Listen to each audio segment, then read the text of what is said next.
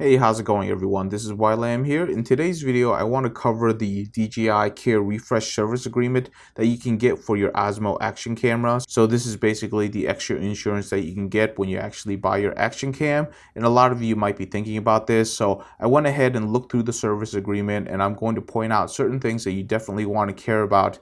So the first thing that I want to talk about is the DJI plan is for 1 year, and they'll put down the dates, and it'll only cover 2 replacements, and that's only if the replacements are valid in terms of their contract. When you actually look at their service agreement, the first replacement costs $23 and the second replacement costs $39. So even if it's valid under the service agreement, you still have to pay money. So that's the first thing that you really want to understand, is that it's not going to be free. The next thing to talk about is that the shipping or the postage for actually returning your product and getting it back, that should be covered under the DJI Care Refresh program. But if your area, in other words the place you live, is not covered, you're going to be responsible for those costs. So they don't actually have a link on what areas are covered and what are not covered. I assume the whole United States is covered, but as I just said, there is no link to tell you what is covered and what is not covered. Now if you do send in your Action Cam for repair, they can give you a new one or something that's similar to like new. You might not actually get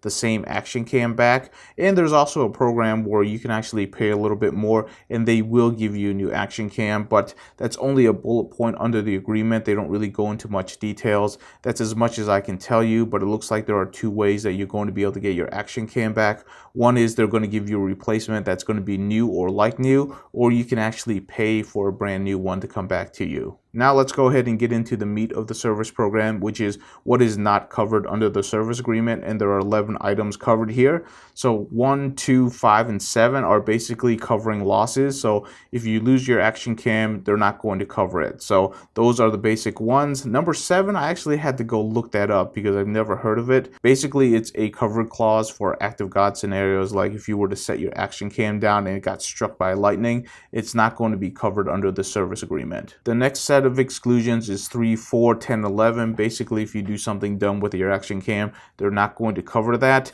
The only one that I'm curious about is number 3, because I do intend to put this on a drone. That's going to be its primary purpose. And the only thing that I can assume from this is unsuitable environments would be something like flying your drone into a volcano or a tornado or a hurricane. They're not going to cover damages from those type of scenarios. But hopefully for just run-of-the-mill flying, they're going to be able to cover that. At least that's my hope, because like I said, I'm going to be using my Action Cam for drones. Item number 6 is pretty standard, which means they're not going to cover anything for cosmetic damage. Item number 8 is pretty standard, which is they're not going to cover any requests outside of your 1-year warranty. So once it runs out, you're not going to be able to get any replacements. And it looks like for number 9, it's a catch-all for anybody who's going to be hacking their Action Cam, because you know it's software and a lot of people go in there and they hack at the software. So if you manage to brick your OSMO Pocket, they're not going to cover that under the service agreement. And really after that, the service agreement goes into how the procedures would go to return your product, which is kind of standard. You fill out an online form,